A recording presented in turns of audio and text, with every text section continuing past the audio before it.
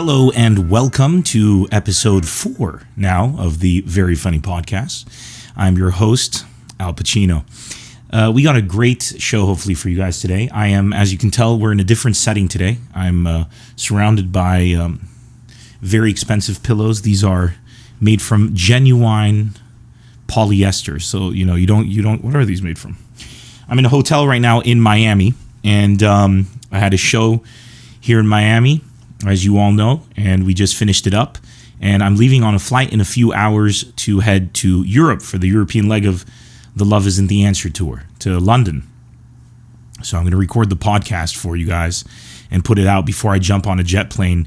Don't know when I'll be back again. Actually, I know exactly when I'll be back again. But I want to make sure I get this episode out to you guys. Thank you, first of all, for everybody who's been watching the Very Funny Podcast. Very happy with all the comments that people are sending back, all the feedback. Should have my phone next to me. It's over there. I'll go grab it in a second. All right, towards the end to answer some of your questions. But so let's just jump right into it, as Philip DeFranco would say. Today, I thought, I do a lot of podcasts. A lot of people ask me whenever I get on a podcast or whenever I do an interview, they always ask me a lot of questions about the Middle East because that's where I'm from. That's where I started doing stand-up comedy. That's where I started stand-up comedy as an industry. And a lot of people like to ask me about that whole thing. I don't think I've ever put the record kind of straight or really told my story myself, just kind of one-on-one. And I think it would be a good opportunity on this podcast to kind of tell you guys how stand-up comedy became a thing in the Middle East. And I'll really dive back into, there's a lot of stories, so I don't think I'm going to cover the whole thing in one podcast. I think I'll start out, it's just, the show just finished a while ago, so my voice might be a bit dry. By the way, Miami was incredible, so thank you to everybody who showed up. Just unbelievable. The Miami Improv, one of the best comedy clubs in the country. Unreal. So I don't know if I'm going to, no way I could tell the entire story, how it started and bring it up to today, but I think over the next few episodes, that might be a pretty cool thing to do. Let me know in the comments below if you're like, Nemr, fuck off with all your stories, and in which case, then I will, but let me know. I hope you enjoy this. So stand-up comedy, when I first started doing stand-up, it was in 1999, end of 99, beginning of 2000. And I was 17 in theory at the time, if my calculations are correct. See, I grew up in America, as a lot of you know. When I was 10 years old, my parents were like, we need to go back to Beirut where it's safe, as I like to joke in my shows. But ethnic parents have that kind of habit where if something is too good or too secure, somebody asked me today backstage before the show, why did you guys go back to Beirut? And I joke that it was, because it's safe or whatever. There's a lot of jokes to be made there. But my parents, it was a mixture of this is, they were worried about American, or their kids coming out too American, as if that would mean that they couldn't also carry Middle Eastern values. I think a lot of parents who come from ethnic backgrounds, or kids out there that, people watching that have parents, we're all kids of somebody, who have parents, will say to themselves or have recognized that if they're not from the country, the country they're from they always think it's the best country, and when they immigrate, a lot of times they're always afraid that they maybe made a mistake. My parents, I was telling somebody backstage, I think they thought America was too comfortable, like we can't raise them here. Here they have everything, in America everything is given to them. That's no way to live. That's not realistic. What happens if everything is taken away? How will they be able to cope? I think a lot of Arab parents have that kind of weird complex where they're like, it's too good. This is they want internet. It works. I will take them back to the Middle East where they have to spend 4 days to get internet connected so that it can disconnect by itself, and they can feel rage and anger and fury, because anger and fury make strong men. And it's a mentality where if something is going too well, Arabs are, because they've been raised in war, they're like, no, we got to prepare them for the worst. And I think my parents were definitely on the kind of thing that, like, look, this America's too good. We should take them back to Lebanon, teach them how the real world works, where everything needs to be taken care of. Nothing's kind of given to you. Nobody's looking out for you, and it's tough. When we left America, I caught the stand-up comedy bug when I was in America. I was maybe 4 years old. I really don't know the exact age. I was very young. We had come to Lebanon, to America, to San Diego. We left Lebanon. I was like 1 year old. So for me, really, America was everything. And everything that I knew. I was American as far as I was concerned. And my parents used to try to teach me Arabic. It was absurd. These letters, the most bizarre letters ever. The alphabet made no sense. You speak Arabic, that's one thing. Then you got to write Arabic, that's a different thing. I'm like, this is the dumbest shit. Why would you? It's so redundant. Just talk how you write or write how you talk. Nobody listened to me. I wasn't qualified, apparently. And they would teach me, try to teach me Arabic. And I was like, what's the point of this, you know? I just felt no connection whatsoever. I wasn't there. When we came here, all I do remember is there were no happy memories, right? Because whenever you leave your home because of war, your family leaves.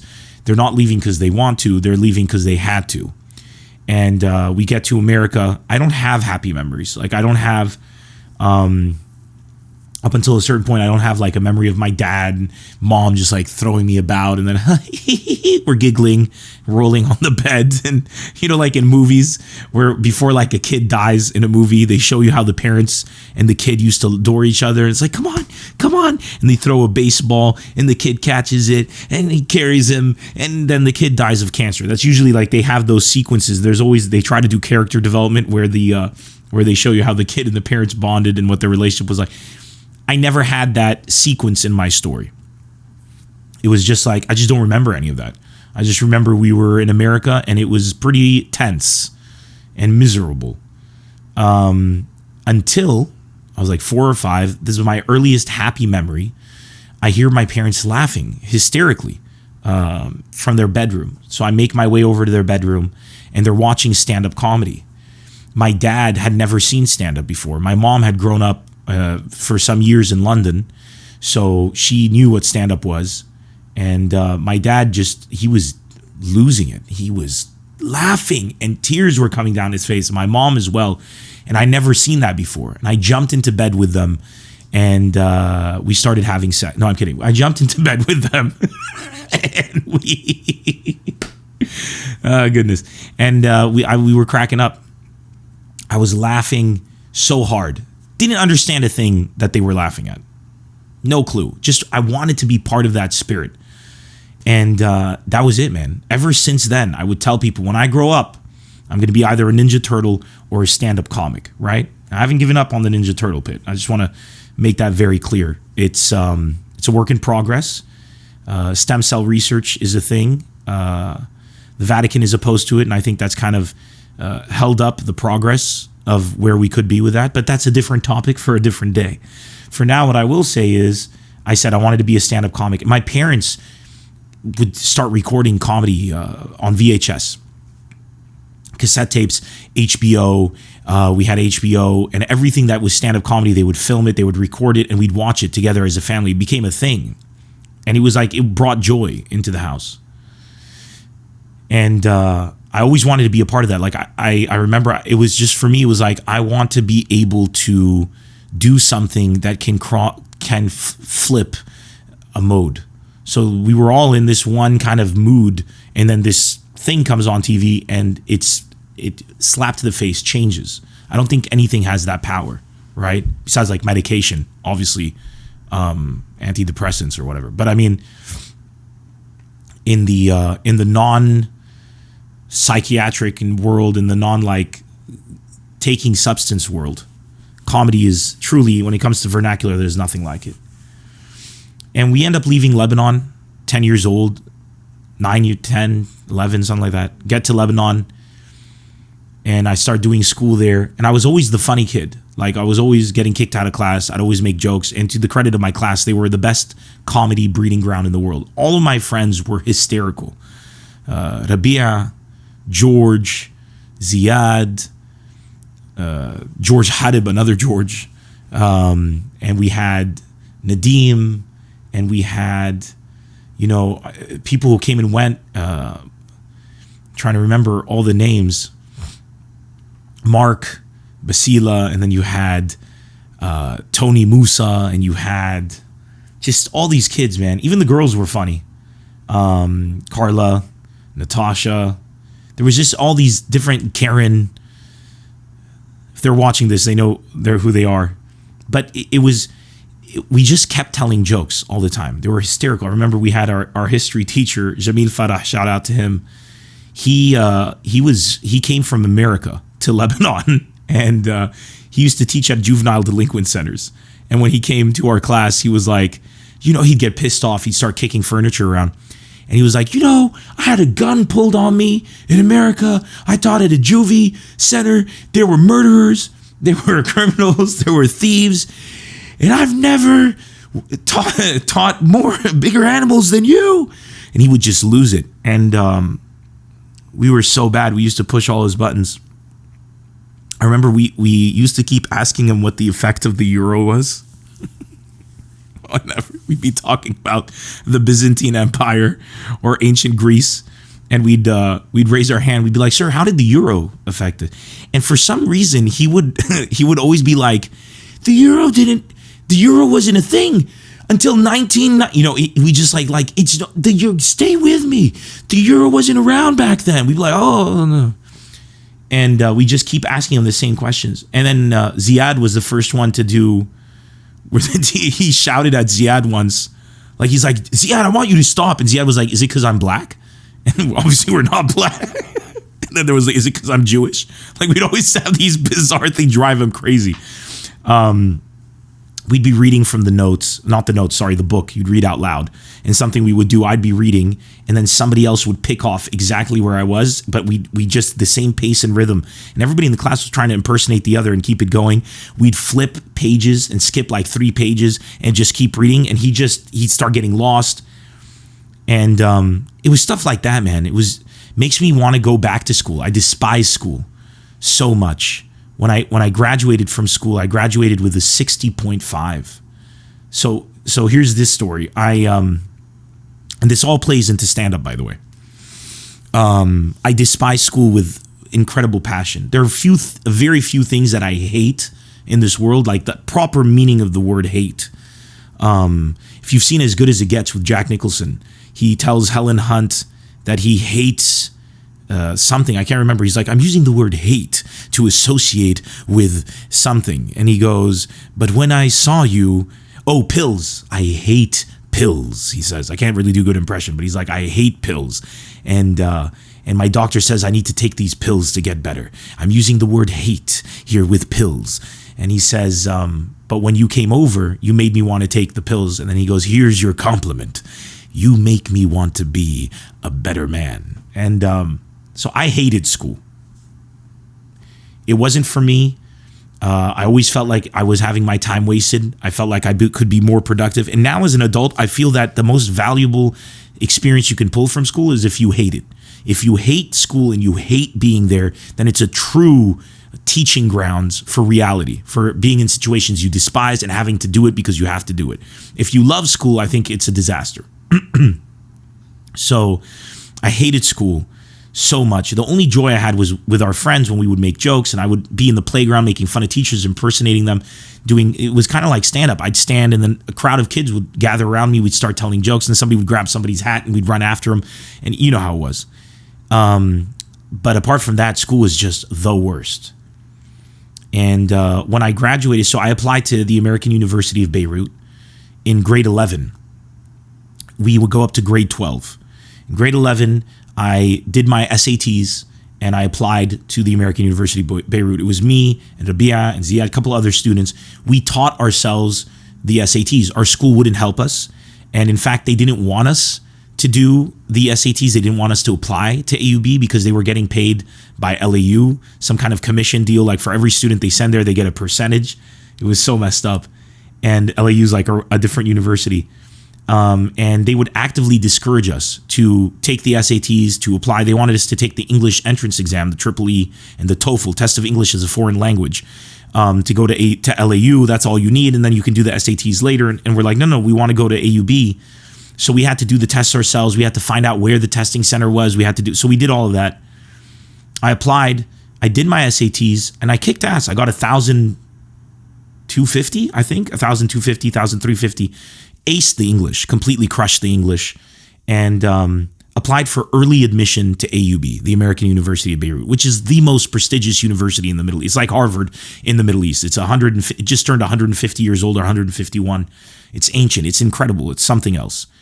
And what's amazing about the AUB isn't the fact that it's good education. I don't think you go to college because you're there for them to teach you something that you can't get anywhere. Like there's a secret mix and elixir of knowledge that this university has. Nobody else. You can learn everything you learn in a university on your own. You can learn it from books. You can learn online from YouTube videos. You could learn more. But the reason you go to university is for the exposure you have to the students you're with. People go to Harvard. It's not that Harvard is going to teach you something that you couldn't learn on your own. It's that your student classmates are the future Mark Zuckerberg, the son of the president of whatever, the daughter of the CEO of this, the contacts you get, the network you become a part of. That's really what you're paying for. And the American University of Beirut, it wasn't for those reasons, although you're there with the sons of presidents and ministers and the daughters of world leaders and all that.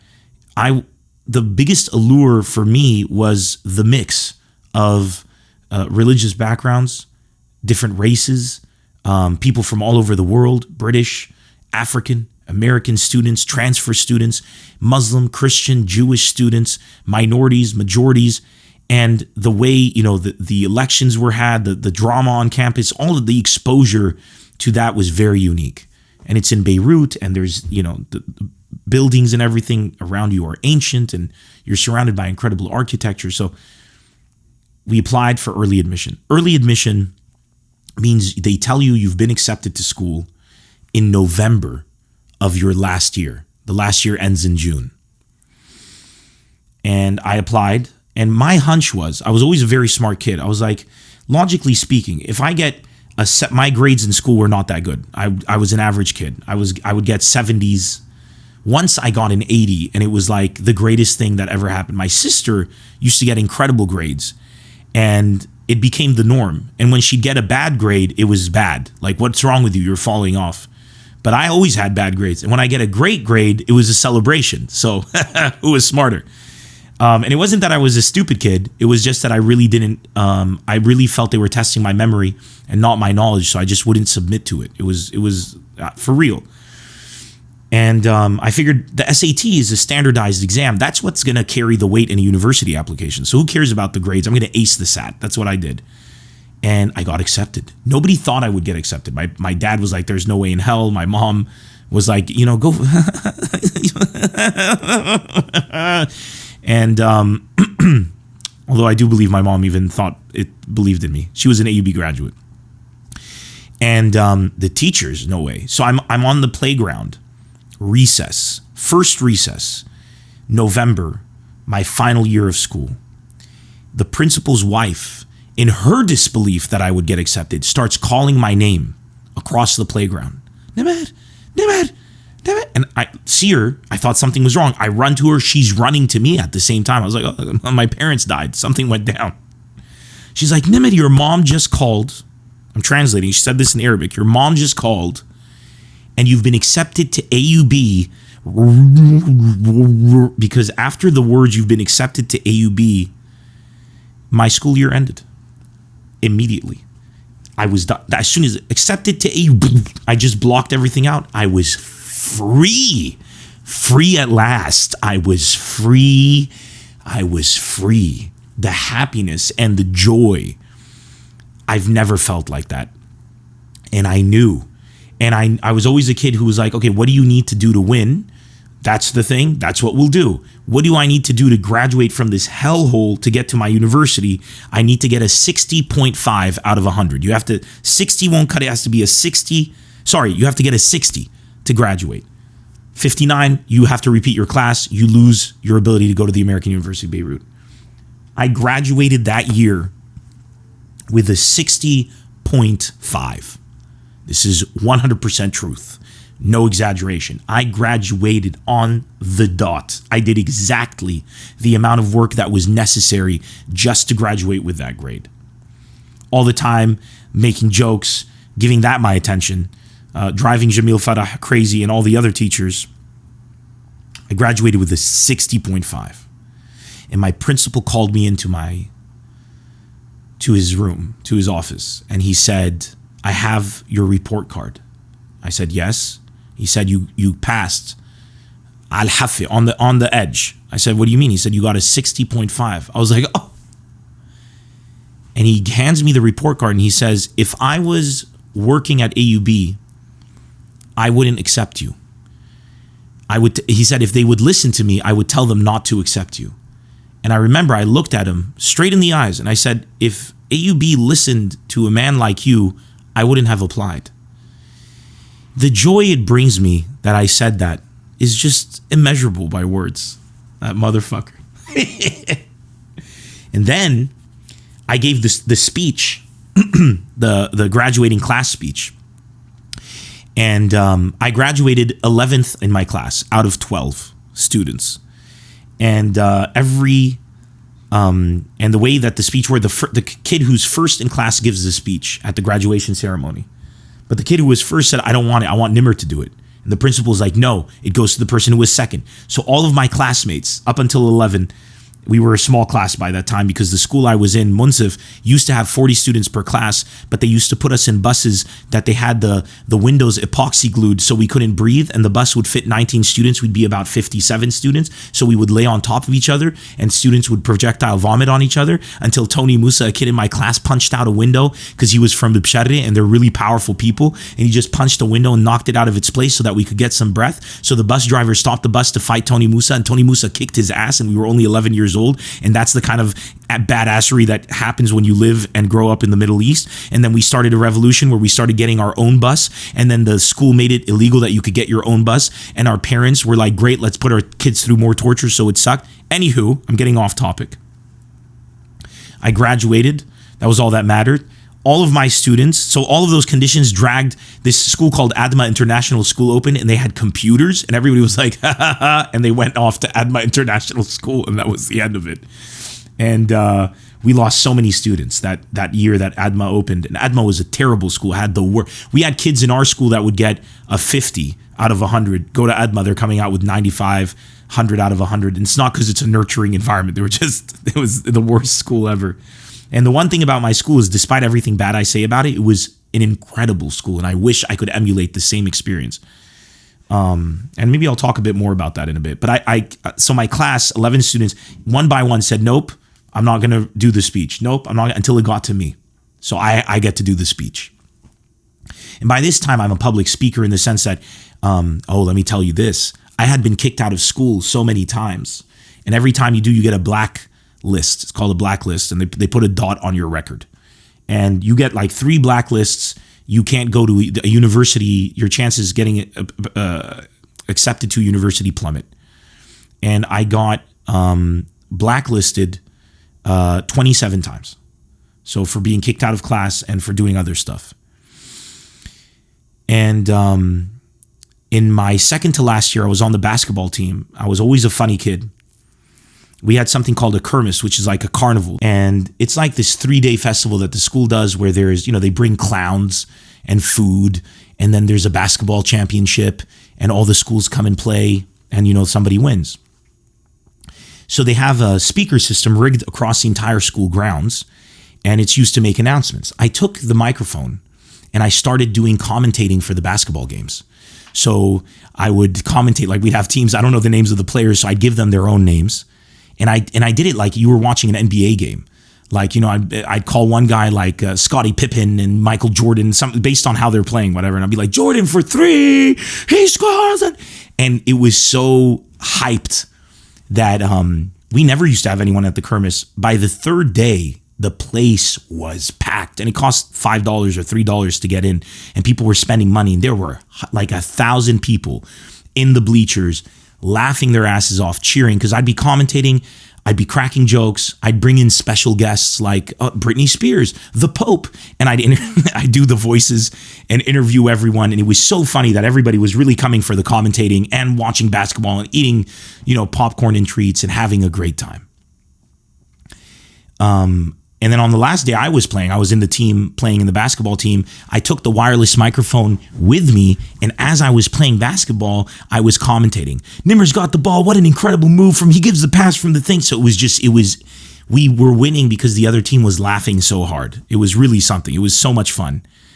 to do all of that. And somebody reminded me the other day in a show, I think it was in Jacksonville, that they're like, I was with you in school, and I remember when you would shoot the ball, you would leave your hand in the air exactly how you shot it so that others could learn. And I totally forgot that's something. I used to shoot a ball, score it, and I'd be like, observe, and I just keep running with my hand in the exact position before I'd get it again. Shit was fun, man. Oh, dude, I miss those days. Not the school, the days. Anyways, so on the last day, my commentating had brought in so many people and so much revenue to the school that the headmaster, who was a brutal enemy with me for many years, but then him and I became the best of friends. The headmaster would be the equivalent of, I believe, the superintendent in the American school system. His name was Halim. What an incredible, he's such a beautiful man.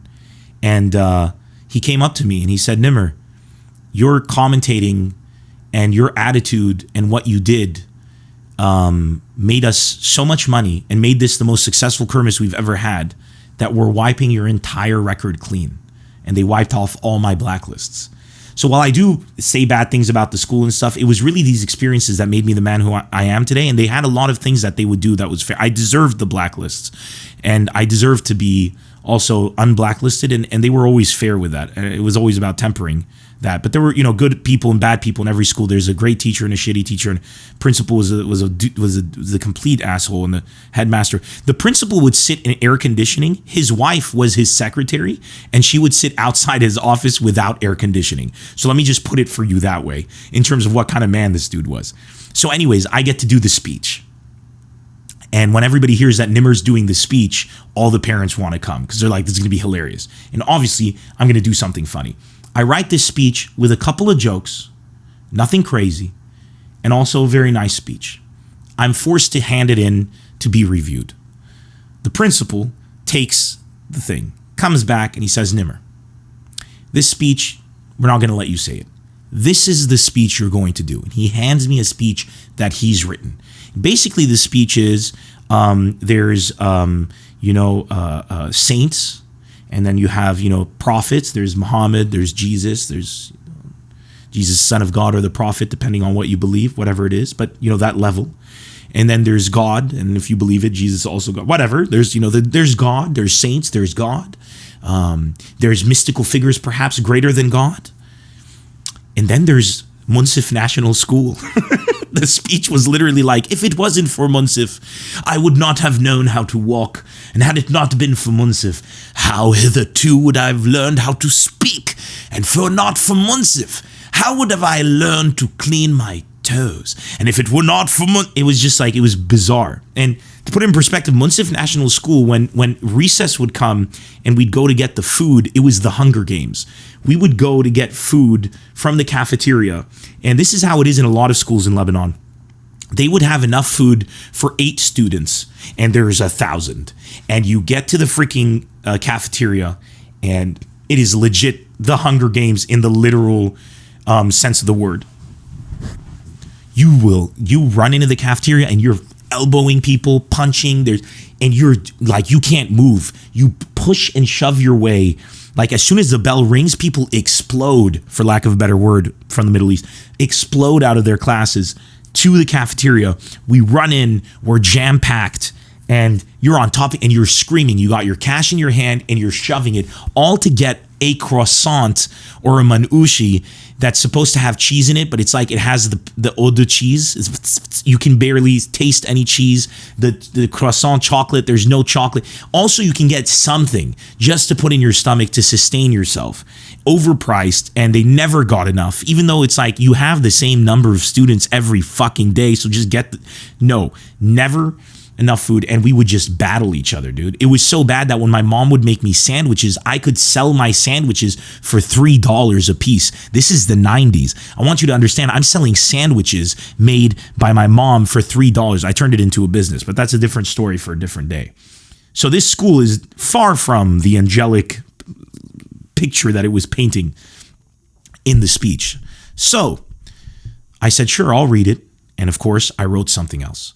And I got up that day and I read my speech. And when I go to Lebanon next, I'm going to get all the cassette tapes and the home videos that I can. When I come back to America, I'm going to go to a place and get them digitized, and hopefully I can find the AUB, the Munsif speech, because I can tell you what it was in its essence. I stood up and I said, when I first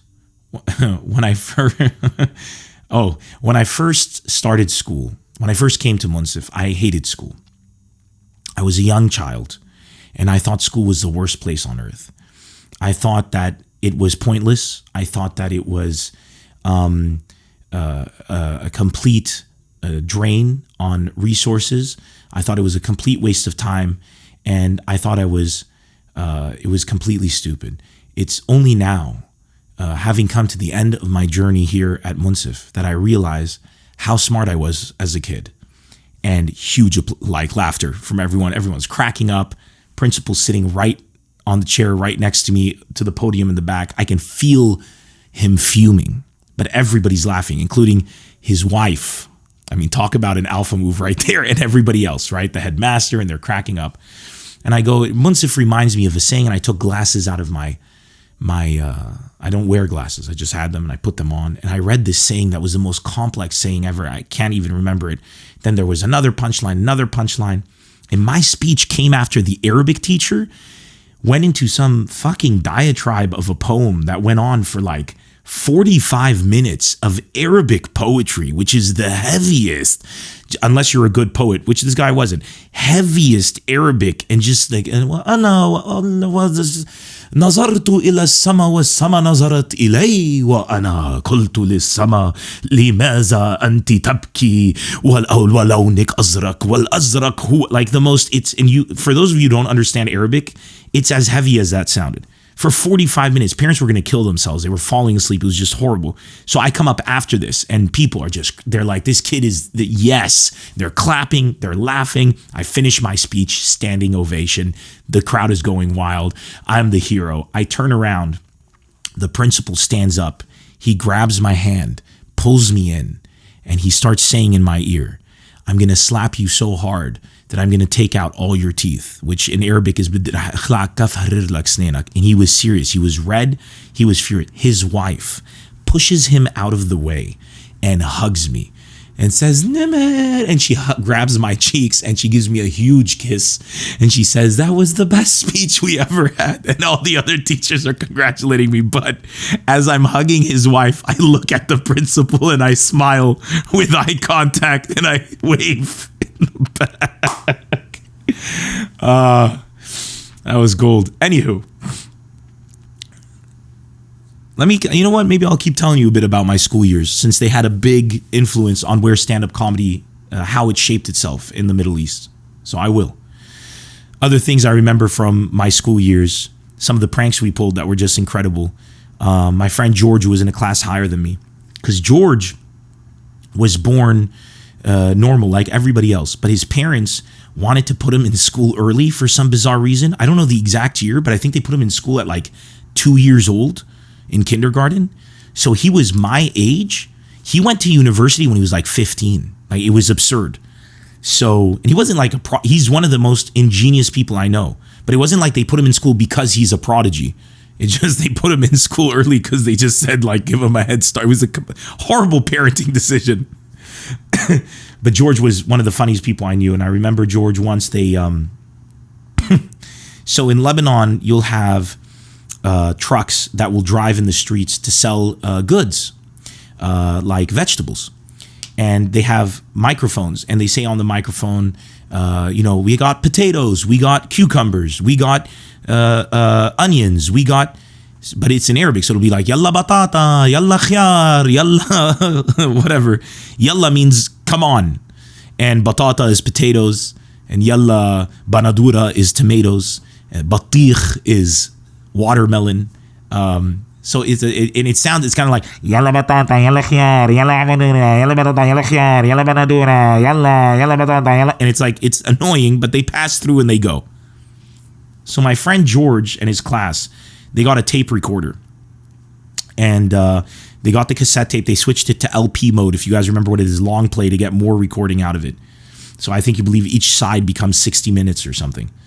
And they recorded 2 sides They jumped on one of these trucks and joined the dude and recorded two sides of Yalla batata, yalla khiyar, yalla batata, yalla khiyar, yalla batata, batata b'elf, yalla. And every time they had Arabic class, they would put the recorder outside the window and press play for the whole hour. And this teacher was losing his mind. Just like, he was just like, every time the class would start, this guy would come and he'd open the window. It got so bad, he'd start screaming, Khalas, Khalas batata, Khalas khiyar. And then, it was not that he ended up running into the streets looking for this guy like a madman. And he took like a week off because he was having a mental breakdown. So let's just give you an example. It was, in its essence, harmless, but just the genius of the pranks were just so good. Other weird things we do. I had a friend, Ziad, in my class. His dad like never came to school for parent-teacher meetings. He's just like, I'm paying tuition. Why?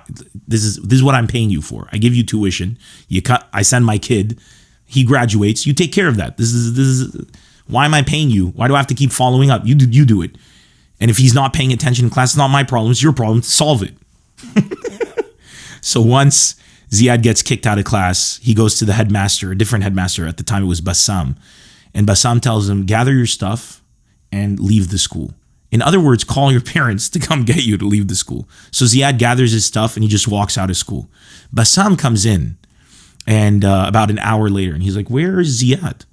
His dad didn't come. And we're like, Ziad left. And he's like, what do you mean he left? I'm like, he left. You told him to go. And this guy just runs, turns on his car, starts looking for Ziad. We had some characters in our class. We had a kid called Joe Brady who once got in an argument with the English teacher because the English teacher, he threw a table at him and they started throwing fists and everything. Just, there was a lot of insanity in my school. And I think the biggest teaching experience I got from my school was the fact that the teachers were so brutally honest with us because we had become, classes of 10 and 8 and 11 that it became like private tutoring. And these teachers weren't getting paid. And that's something that happens a lot in the Middle East. You work and they don't pay you. And then they say, oh, we couldn't pay you this month and then next month. And then you can't leave because if you leave, you're not going to get paid. So you stay and they still don't pay you and it accrues. And then it becomes very negative. And these teachers, we became buddies with them. We became friends. And we were genuinely curious. We would always veer off topic, asking them questions about different subjects. But they would share with us a lot of their problems that they don't have money and they don't know how they're going to pay their bills. And they'd come in, they'd be stressed out. And we'd try to make them laugh. And it became a very realistic life education. Like we really became part of the real world. And they opened our eyes to something that no school will teach you: taxes, the difficulty of making ends meet. One of our teachers didn't have money and he was in love with this girl and it was going so well. And he was worried that now that he couldn't afford to kind of take her out and stuff like that, that she might lose interest. And we had the girls in our class telling him, like, you're a great guy. Don't worry about that. Like, she'll understand and what. And then it ended up hurting his chances. And, we were exposed to that like 13, 14 years old. So the school was incredible by accident because of a lot of things that happened. And I'm remembering other stuff as we're going, different kind of crazy stuff that we used to do. The way we used to cheat was really funny in class. See, it pushed our creativity just not on purpose. It wasn't like the school wanted us to be creative and they had these. It was because they were so weird with the ways they would test us and stuff that we came up with creative ways to cheat. I remember in class, to cheat, we used to raise our hand and be like, sir or miss, to the teacher, can you give me the answer to number 6 in the middle of the test? And he'd be like, shut up. Like, don't even. And that was basically us saying to everybody, does anybody know what the answer to number 6 is? And it would be usually when we do this, it'd be a multiple choice question. And then somebody else would raise their hand like C. We'd all laugh like, and it was C. So it was stuff like that would infuriate our teachers. And then we used to have bets who would finish the fastest in geography and history class. Because I got kicked out of history and geography class with Joe Brady, the aforementioned kid. With Rabia Haddad, my best friend. And we started going and that meant automatic deduction of 20 points from our grade, cumulative, in history and geography. So we're like, okay, whatever. And we start playing basketball. We were having the time of our lives because we had history and geography every day of the week. So we were getting an hour to 2 hours every day to just go outside, play basketball. It was outstanding. We were having the time of our lives. And then the teacher was like, let's see how well you do in the exam. And then the exam came and we aced the exam. We got 100 out of the exams. Because it was all memorization. So it was like, whatever. We took the notes, we memorized them, and we freaking got 100, which means we got an 80. And we were like, you know what? We're very happy getting an 80. We're considering the 20% that you're taking out our payment for us to be able to play basketball and have a good time and run around and stuff. And if there was the 2 final hours of the school, we could just go out to the basketball club or something next to the school and have a great time. Then they were like, okay, you got to get back into class because it was reflecting so bad that we weren't even in class and we were acing the exams. So they told us, you got to get back into class. And we're like, no. You can't trust us. Look, we keep making jokes. They ended up forcing us back into class. I hope you're getting a feel of what my school years were in grade school. What else can I tell you guys about that we did that was really crazy? Man, there were so many amazing stories, and so many great friendships. You know, friendships in school, you never get friendships like that in life. Everybody wants something. You know, if you're ever friends with somebody, it's because they, you know, I mean, not necessarily, but chances are it started because of something. Even if you go to a bar and you see a girl, you're talking to her not because you want to be her friend, but because you want to sleep with her. If you're a guy or a lesbian. And if, you know, vice versa, if a girl, there's always an alternative motive. It's just that because there isn't that innocence that you have as a kid, which is like, I want to hang out with this person because I have fun, like literally. Do you know what I'm saying? And those childhood friends, you never get those again. You might meet people through work and then you become the best of friends and you're inseparable for life. But just the nucleus of that relationship isn't as pure as childhood friendships. I value the friendships I have with my friends from childhood more than anything. Not to say I haven't had great friends otherwise, but I'm just saying there's something really special about that. So when I look back at those years in school, I'm very happy that I get to remember so many fond memories, although I can tell you there were sleepless nights almost every night, a lot of crying, a lot of hatred. I was very miserable in my school, but I prefer to share the fun stories instead of why I was miserable. But I remember when I did finish school, I was so happy that I gathered all of my books. And in Lebanon, we have a habit of selling our books. We sell them secondhand, and our parents will do something called tajlid, where they bijaldo, or they basically get this stick-on paper. And man, God bless Lebanese parents who do this. Like, it's insane how involved they are with their kids. They're a lot like so a lot of Jewish people that I meet in America, they tell me stories about their parents, and basically they're just the same as Arabs. They're just in every detail. But in Lebanon, what they do, you get new textbooks and they'd be hardcover. And to protect their resale value, because you're a kid and you're a piece of shit and you're probably going to scribble in it, but to protect the resale value, and if they did, your parents would beat your ass. They would get this sticky material. It's see-through. And it basically covers the cover of your book and it sticks right on it and it folds it. And you can't make a mistake because as soon as it's on, it's not coming off. If you want to take that off, it's going to rip the book apart. They would stick it and the parents would have these techniques to not get air bubbles in it so that it would stick automatically. It was like cellophane wrap, but thick and see-through, but really protective. And they'd do your whole book with it. And we'd take them to class. And then we'd graduate and we'd sell the books or pass them down to a sibling and then eventually sell them. Because usually you'd have the same books for a generation or two. And when I graduated, I was so happy that it was over, that I gathered all my books and I started a fire. In Lebanon, we all know how to create fires and stuff because we barbecue from very young ages. Our parents will teach us. Started a big fire and I put all the books in the fire and I lit them on fire and I cried the most joyful, happy tears. I'm getting emotional just thinking about it right now. Like it's so much happiness, unbridled joy, just crying, tears falling down my face and laughing the entire time, just like laughing hysterically and crying at the same time and watching them burn, knowing I never had to go back again. Never. It was done. I survived. And my parents thought I had a psychotic break. They actually thought it was a nervous breakdown. I pretty much looked like I just had a complete mental and nervous breakdown. But it was done. It was over. I was free at last. And that was, oh my God, what an unbelievable day. And I haven't even gone back to that school since. I don't know if I should. I'd like to go back. Maybe one day I'll go and put a vlog out so you can see. It wasn't the school. I hated institutions. I'm incapable of being put into a system that dictates what I have to do and at what times. I cannot do it. It goes against my soul. And it's not out of a thing like, I can't, okay? I literally can't. Like, I did it. I'm not being melodramatic about it. I despise people who judge me and feel that they have the authority to judge me. And I always felt that was what school was. Like, this exam is stupid. That's not the information you should be teaching me, nor is it the information that you should be testing me on. This is not critical thinking, this is memorization. I was never a kid who hated knowledge. I would fail classes, but I would be reading other chapters. It's just I had I was always knew what I needed to get, the information I needed to get to where I wanted to in my life, and I knew that this was not it.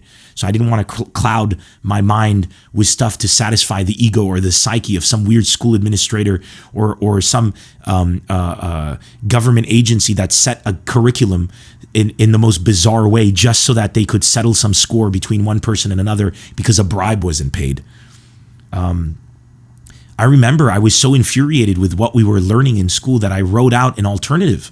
I wrote out a huge document that had suggested books and a complete revamp of our curriculum.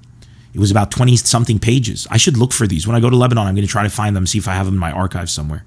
And I had every student in my class sign it. But before I did that, I sat and I had a meeting with all of them, and I explained to them in depth the entire contents of the document. And I told them that they needed to know what they were signing. And we went backwards and forwards, and they asked me questions, and I explained everything to them, and we debated. All the students in the class were brilliant. All of them just had great questions, and I had the books with me, and I was like, we should be reading this. We should be reading, Palace Walk, which I mentioned in my last episode, because it talks about the dangers of you can see extremism in this. We should be exploring this. And this guy won the Nobel Prize for literature, and he's Egyptian. These are our people. Like, we should be reading and celebrating this, or we should be reading this book or that book. And I can't remember exactly which ones I suggested. I do remember Palace Walk was one of them. And my principal, that same bastard, came into class when I submitted this, and the owner of the school, Ramsey, was an incredible man. He saw it and he was like, I love that this kid took the initiative and that his class is behind this. They're asking to learn more. Let's teach them more. And my principal was furious that this went over his head. So he came to class and he stood everyone up and he said, one by one, I'm going to bring you up here and I'm going to ask you questions about this document because none of you have read it. You're too stupid to read through this document. I'm going to ask you questions about it, and every single person who can't answer my question gets kicked out of school, thinking that was going to scare everyone. And I just sat there with a smile on my face because I saw it coming. And he called every student up and asked them like these bizarre questions and grilled them, and every student nailed every question. And he walked out furious. These are the experiences that I had in school. I was there for many years. I was there from the 4th grade till the 12th grade. So 4th, 5th, 6th, 7th, 8th, 9th, 10th, 11th, 12th. And man, school was just like, it was a crazy place, dude. That school, there would be like humidity. I had allergies to humidity, and I'd get asthma, like reactions to humidity and stuff. And it was so humid, there were no heaters, and they'd be like, there's no heaters because you shouldn't get used to heat. You should always, it's not that cold. And it's just because they were too cheap to install it, and that's why everybody was leaving. But I had some great memories there, man. It's interesting, but isn't that kind of like what life is? Like, no matter how you can choose to, I could have chosen now to sit and tell you about nothing but horrible things. But instead of me even saying, like the principal came in and he was looking at the document and he made us all stand up, and that man infuriates me and I hate him and whatever. To me, I still remember how good it felt that we won that little victory. I'm always been a very positive person. So I think in life, we're all subjected to, especially when we're let out of the cocoon, which if you're in the Middle East, there is never a cocoon. There's no safe space. Nobody's taking care of you. But if you're in America, once you hit the real world, for some people, not saying all, they get hit with reality, and it slaps hard, man. That bitch slaps hard. And I think if you're a positive person, that's a very good thing to have, because you immediately realize that every negative experience, every time you're on stage and people don't laugh, any time of these things, you're learning and you're growing. And I always recognize that. So I was always grateful for any situation that was negative that I was in. And and it made me determined to always win and overcome.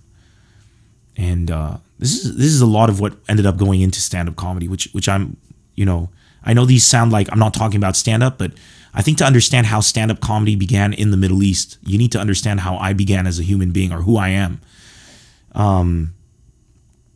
Because that entire scene was single-handedly molded by my drive to make it a reality, and by everybody telling me that it couldn't happen, or trying to tell me how it's supposed to happen. And it was my rejection of institutions that made me do it all independently. I didn't want to work with anyone. I didn't want to work with anyone because there was so much corruption.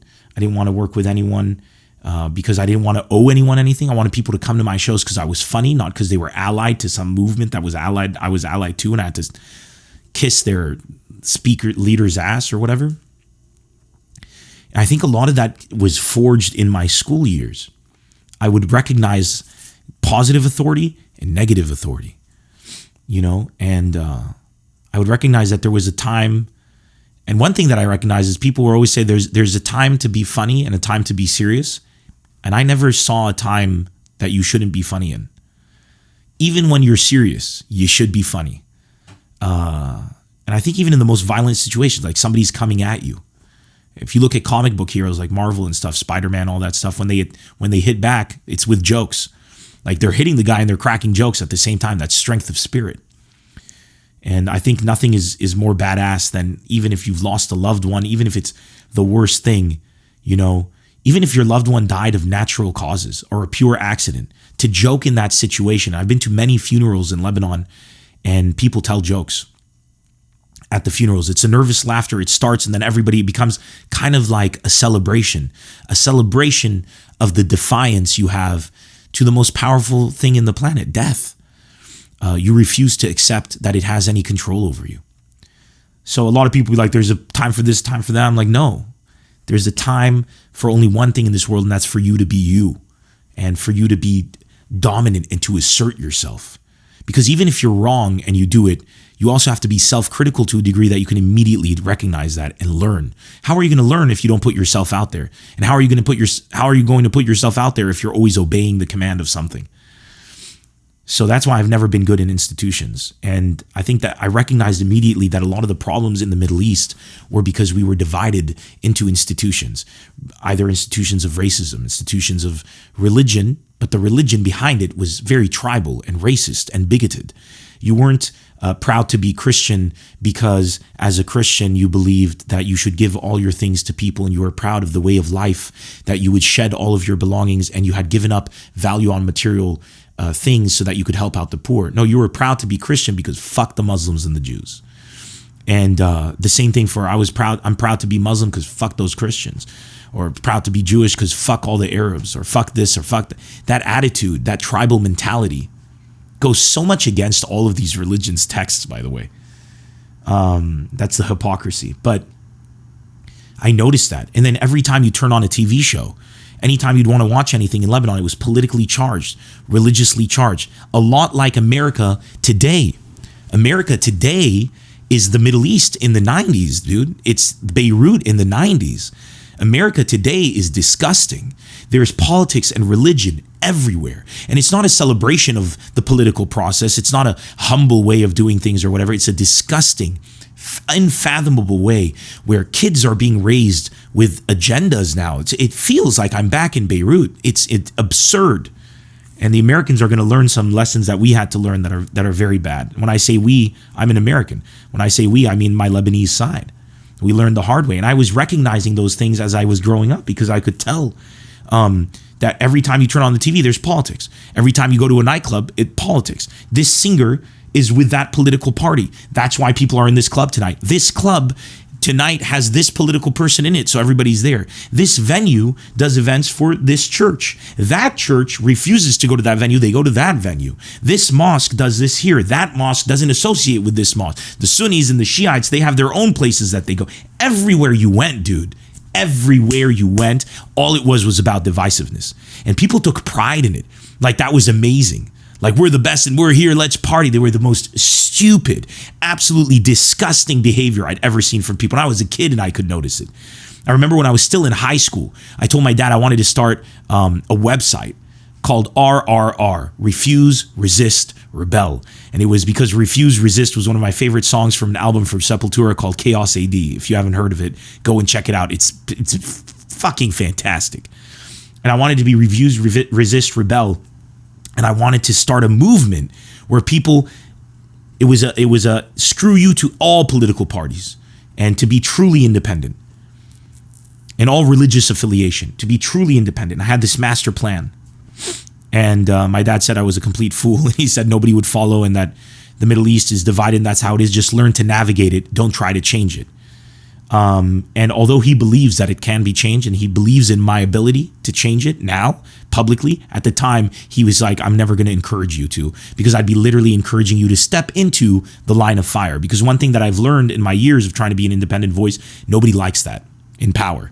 But it happens that the majority does. That's why I'm the biggest selling artist in the Middle East when it comes to comedy. One of the biggest selling artists, period, because I'm just independent. Everybody comes to see Nemr as opposed to this political party or that. And there's very few artists that do that. And I recognized that very early on. And I was disgusted by it. And I hated it. In my show, Love Isn't the Answer, I talk about how much I hated stuff like that. About my friendship with a kid called Hamoudi. Somebody asked me to actually elaborate on this, and we're going along with this. So I'm going to jump back and go ahead. I don't have their name. I'm going to find the comment and throw a thank you in the comment section for the person who asked me to tell the Hamoudi story. But I'm going to abbreviate it now because it's in Love Isn't the Answer, and I'm still doing that show in upcoming shows. By the way, London, Paris, Amsterdam, Berlin, tickets at nimmercomedy.com. It's coming up in the next 2 weeks, those show. But I went to school and I was friends with a kid called Hamoudi who was Muslim. I was Christian, and I was getting bullied. And when I asked my dad, why am I getting bullied? Because I was new in Lebanon. I didn't understand that there was a civil war that had divided people and Christians and Muslims and Jews, and everybody had slaughtered everyone. And they did it for no reason whatsoever besides that it was the tribal thing to do and it was their proxy. And when I found all of this out, I didn't know that at the time. When I told my dad, he broke it down to me and he told me it's because you're Christian and Muslim, and he told me everything about it. And I hated it. I was disgusted by it. I hated the fact that the teachers were acting this way when they were the elders. And it's always like, listen to your elders. They know the answers. And I'm finding out they're the worst people on the planet. I was full with hatred. I've always had hatred in my heart. And it's been an amazing, beautiful, positive thing for me to keep me going. And in Love Isn't the Answer, I really go into detail in that. So I won't do that here. But the reason that I'm saying this is because I remembered something. I want to connect this. And I never really connected it. After I finished school, I went to the American University of Beirut. And I found many things I didn't like there. And in the next episode, I'm going to be talking about how I started stepping into the public space as a stand-up comic, not as somebody who was just addressing people in a speech somewhere or on the playground.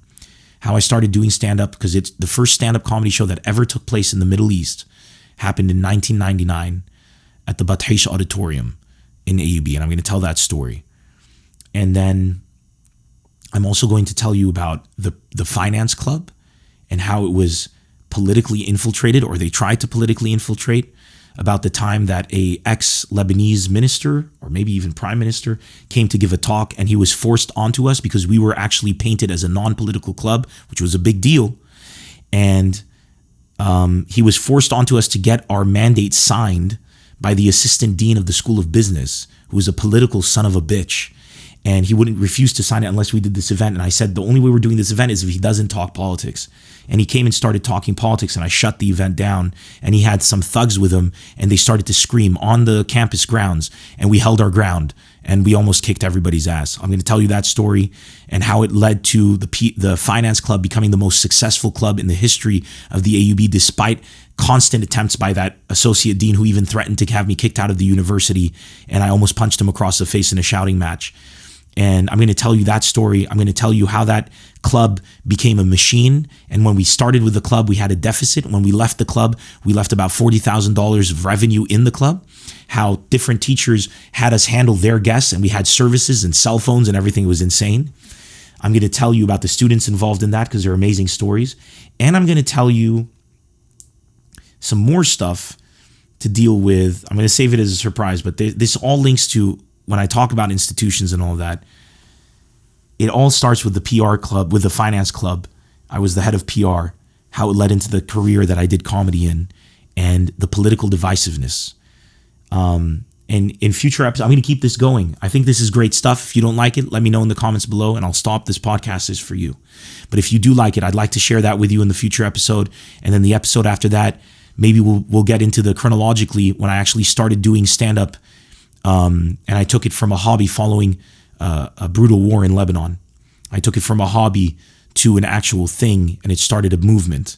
And then when I wanted to do my first big show, how I went to different universities, and I told them that all the clubs, every club was politically affiliated, and every club in the universities is politically affiliated, and the fucking politicians, those absolute scums and rejects and degenerates of this earth, those absolute useless, horrible, thug, criminal, murdering, mastermind bastards who are evil and it's so calculating and brilliant, would watch the elections of the schools and declare victories. They would inject their politics into it to hopefully get more seats and see it as a reflection. The politicization of youth was seen as a reflection of success. That's how disgusting they were.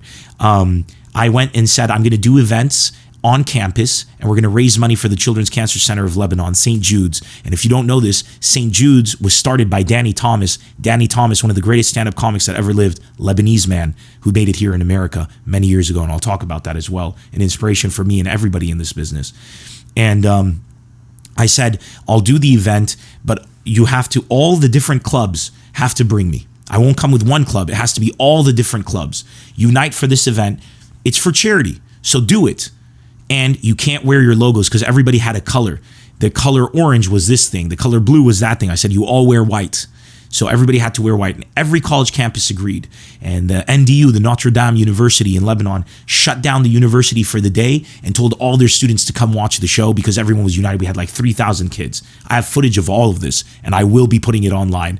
Once we get through the podcast, I'll start showing you the guys and stuff. I got it all archived. As soon as I get to Lebanon, I'm going to bring back all of the tapes with me and start digitizing them. And AUB was massive. I was welcomed like a hero there because I had achieved a modicum of success and they saw me as one of their own. And then all these universities, USG, the French university, they gave us the biggest theater, and UZEK, University of Kaslik, they did an outdoor event for me. Like, this university was so eager to embrace this new movement of no politics, no religion, one love that I had started, which we'll be talking about in future episodes, that it became a huge thing, except for the Lebanese American University, the only university where things went wrong. I'm going to tell you all of these stories in the upcoming episodes and a bunch of stuff I'm sure I've forgotten. There's going to be a lot of drama and a lot of entertainment. So I hope you enjoyed this episode. The last episode I tried to make, the first episode I just did my podcast. Everybody loved it. The second episode, I was preoccupied with sticking to a format instead of having fun and trying to make it short. I failed on the short thing. In the third episode, I made it short. And a lot of you in the comments told me it was horrible that it was short. And I got a lot of backlash. I only got 1 or 2 people saying, no, shorter is better. The majority said, make it longer. I decided in this episode to just enjoy myself and have fun, and hopefully you guys will too, and to share some of my experiences with you all on this podcast. So I'm going to end it here today, and hopefully you enjoyed this episode. As always, please let me know in the comments below. To the person who asked me to elaborate on the Hamoudi story, I didn't really elaborate on it. Let Love Isn't the Answer run its course, and then I will. In due course, I'll come back to it. But shout out to you, and I will put your name down in the comments. And I apologize, my phone isn't next to me, and I don't want to have to look through it now to find your comment, because I think it would be rude for the people watching that I wasn't prepared. Thank you guys for watching. To people who are new to this podcast and who haven't heard about me, my name is Nemr. I'd love it if you go to nemrcomedy.com. You can see all my work there. For everybody who wants to see No Bombing in Beirut, my Showtime special, in March, I'm very excited to say I will be able to give you finally download links where you can buy it and download it for a very nominal price, and it'll be yours to own. This is the best way I can get it out to you all. It's a Showtime special, but this is also very good distribution for international. As I continue to grow in fame with your support and with your love, the opportunities that I get to make my material and my comedy more accessible to you will only grow. This podcast is my way of giving back. My shows are my way of giving back. And my goal, and you should know this, is that I become successful one day, successful enough that I can do shows for free. And I don't have to worry about money, and I can get my money from other sources. That would be the happiest thing I could do. So until we get to that point together, I want you to know that I appreciate you guys more than you'll ever know, because without you, I wouldn't even have any of these experiences to share and nobody to listen to them. So you're really everything that I live for, and I dedicate myself to you each and every time, and I appreciate you beyond measure. So thank you so much for listening to the Very Funny Podcast. Hopefully you found it very funny and you found it very podcast. Goodbye. See you guys soon. I'm off to pack my bag. We head out to Europe, London, Paris, Amsterdam, and Berlin. Oh, and hit me up on Instagram and on Facebook and all that, but mainly Instagram, because I can put my stories there, and I'm going to be sharing stories. I'm doing some amazing press in Europe. I'm very excited. I'm going to be on Hard Talk on BBC, which is a show I grew up watching. So it's just unbelievable to me. And a bunch of BBC radio shows, TV shows, Evening Standard kind of newspaper stuff. And it's really something. I'm so honored and so excited. The show in London's almost sold out. Paris almost sold out. I'm blessed beyond blessed. So I'm going to be vlogging from there. I'm going to be capturing footage. And when I get back to LA, I'll sit down and edit something really nice. And I'm going to be sharing stories from the road. So join me on the adventure. Nemr Comedy on all platforms. And thank you very much. Goodbye, beautiful people. Bye-bye, everybody.